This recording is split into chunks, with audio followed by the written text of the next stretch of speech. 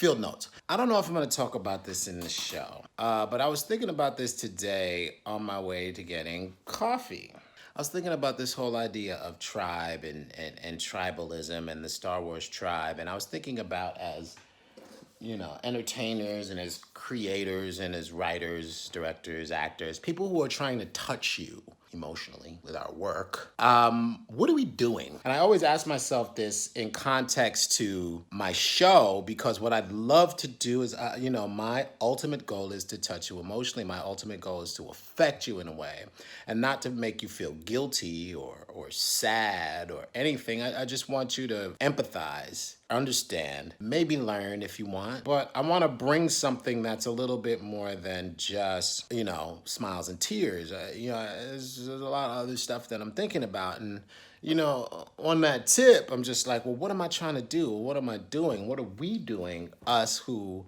have been, called to this world of performance and performing and creating. What are we trying to do? And I was thinking about the tribe of Star Wars. I was thinking about the tribe that I became a part of and the long line and the long history of people who have been a part of this tribe and the people who have benefited from it and who haven't. And the thing that I keep finding interesting and the thing that I keep coming back to are there are very specific time periods in Star Wars that developed very specific tribes. I came up as a kid with the first 4, 5, 6, right? And it really formed me in a way as far as the ability to see things on the screen that were possible.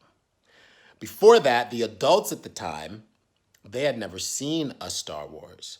And the idea of a blockbuster movie was brand new. There was Jaws, Spielberg did it, and then Star Wars. So this animal of blockbuster movie was a relatively new thing.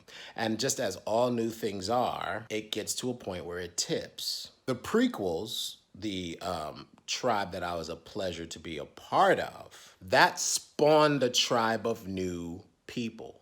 And the previous tribe, the ones in my generation who grew up with the movies from the 70s, 80s, en masse did not like the prequels. They found a lot of trouble with them. As much as the criticism was about me, there was also a part of it that I think came with the cynicism of the blockbuster movie.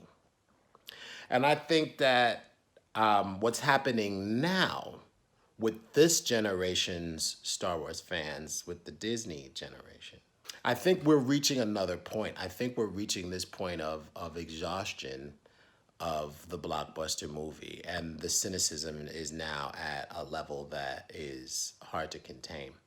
And I think a lot of it is because there is a bit of a dishonesty when it comes to advertising and getting the word out about going to see these movies. Now, I had the benefit of working with George, and working with George is an independent film director.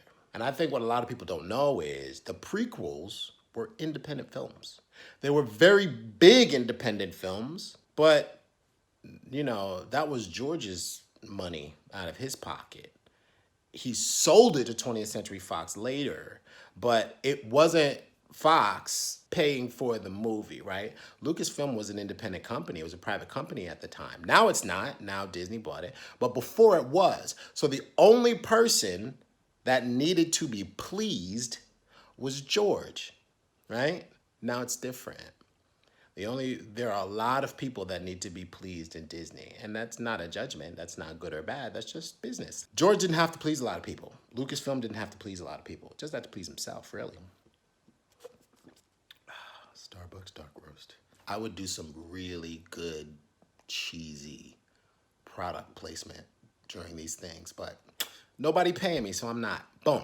Anyway, George only had to please himself. However, the stigma of the blockbuster movie also followed the prequels. And I think there was a fatigue at that time of the blockbuster movie. There was a cynicism of the blockbuster movie because there was just so much advertising, and the machine was so large that it seemed like Star Wars was selling products and not stories.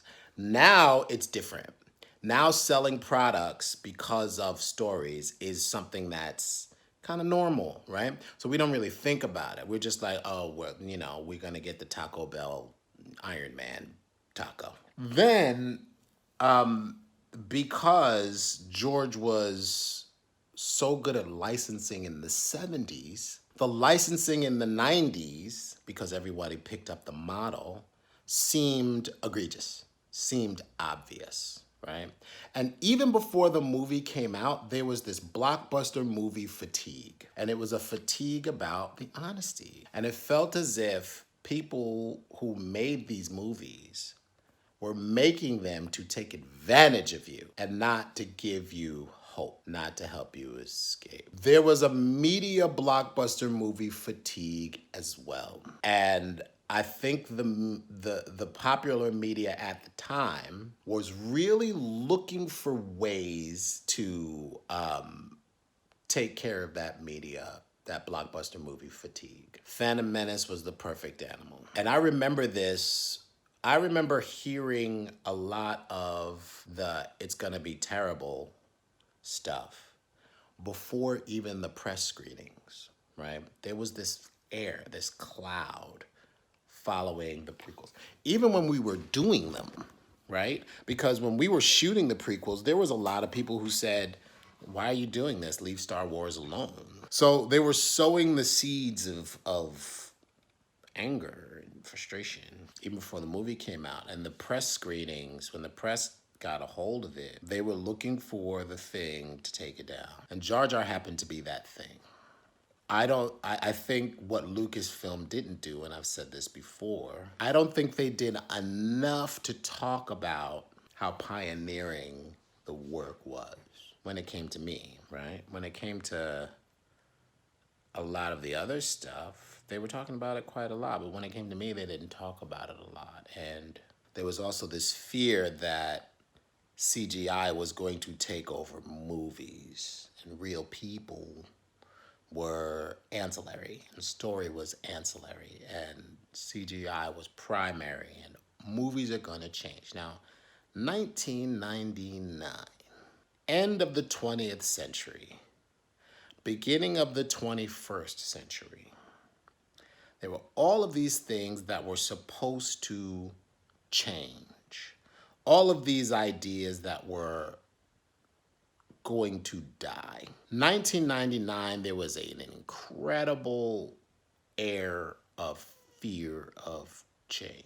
For those of y'all who don't remember 99, there was a scare. It was called the Y2K scare. And in the year 2000, all the dates and the times of every computer was going to shut down and the world was going to end and everybody's going to have to start buying things with gold coins.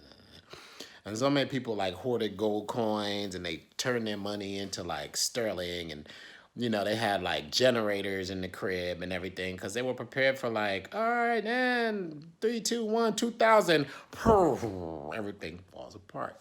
That was a big scare. It was huge. People will actually believe that. Now, of course, nothing happened. But there was an enormous fear of change in 1999. Jar Jar Binks was a lightning rod for that. Lightning rod. Slapstick comic character. Star Wars. The racial overtones were put on the character because at that time, it was a very good way to sell anger and sow derision. It is now still. That's always been a media tactic to divide the tribes, tribal warfare. Human beings, We're good at tribal warfare. We're good at it. The CGI aspect. All movies are going to be CGI. No actors are ever going to, it's going to take over movies. Human beings, that won't be the story anymore. Me being black, all the things that were said, harken back to, the step and fetch it days, this and that. It's just a lightning rod for all of that. Lightning rod for the fear of change. Lightning rod to destroy the idea of the blockbuster film. Lightning rod for fear. Jar Jar was all of those things. At the same time, the kids loved him. Little children, I get it all the time, every day. The kids who were back then, they were really young, grew up, and they are all contacting me and they talk to me and they just go, I don't get the whole Jar Jar thing. Then, if it wasn't for them, I don't know where I'd be right now. That's why I got a soft spot for the millennial generation because they helped me, and I will always listen to them, regardless of how everybody thinks they are and whatever. I'll listen because they have a thing that is interesting, and I just don't think that we're listening to them enough, to be honest. And a lot of that is communication differences and problems, and there needs to be a bridge, in communication. 1999, there was a big change. I think that's when the millennials started taking over, and my generation, we moved into the curmudgeon generation. We moved into this other realm, right? But I thought that as far as advertising and media, there was this big corporate fatigue. There was this blockbuster fatigue. And the media used the Phantom Menace to be the big time catalyst to all of that, right? And it worked. Unfortunately, I was the guy in the crosshairs, and it affected me a lot, right? It affected my life. And like I said, I don't know if I'm gonna put this in the show. I don't know how I'm gonna talk about this, but there is a very interesting thing that happened at that time. 99 was a very interesting time. It was this tumultuous time of change. And the best way to jump on it, the best way to get at it was to hit the biggest target. And Phantom Menace was the biggest target. And Jar Jar was the biggest thing in Phantom Menace, the biggest. And it was the newest, and it was the least understood and the most polarizing. And it was looking at the generation coming up. It wasn't looking at the generation that was there. And I think there was a bit of a jealousy there between my generation and the younger cats, right? Because we really had ownership over, we felt like we had ownership over the Star Wars story. We did, because it formed us. So we felt like we had the right to have the story that we wanted as our generation. And to be honest, there's a lot about my generation that there's a lot to be upset about, because I think there are a lot of things that we've been forgotten in a way. And I talk about this a lot with a lot of friends who think about the whole Generation X thing, and there's going to be a cool little documentary, I think, somewhere in the future talking about the Xers, right? But I think there was an abandonment thing. I think, a lot of Xers felt betrayed because Jar Jar was such a kid's character, and they wanted something for them. Tribal warfare, man. Human beings, we're wired for it. We're wired for it. And this idea of being taken advantage of as a viewer, as a movie lover, I felt like there was a lot of that. I felt like the corporate fatigue led to the feeling of being taken advantage of. And the Star Wars machine was just so large at the time. Everybody wanted a piece of me. And all the products that were coming out, especially with all the Jar Jar products, there was some stuff out there that I was just like this, like, really? Does a lollipop really need to smash out of Jar Jar's mouth and into your face? Like, I don't know about that one. I have no control over any of that. But unfortunately, it all came at me. It did. It all came at me. So what I'm trying to do with my show is find the thing that touches us personally. And the tribal warfare, telling you something you want to hear so you can buy something, and then when you see it, you don't get what you bought, and that thing that makes you feel taken advantage of. I don't have to do that. I'm not here to take advantage of you. I'm here to give you an advantage. I'm not going to give out information to sell you. If you buy my information, great. And I'm telling my story not just to get it out there, and not just so you buy tickets to a one-man show. I'm hoping there's something in it that gives an advantage. I hope that there is something that we all can take away from it, me included, because I got no idea. I am on this path to discovery with you, right? I'm not using you to get something and then go on my journey, right?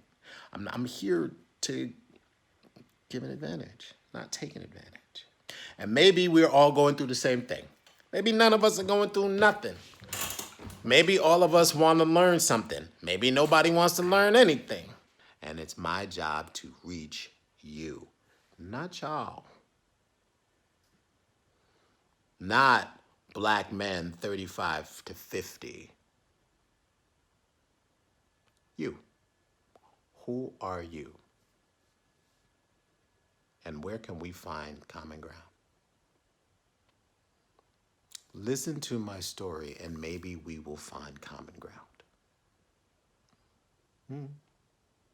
We'll find out.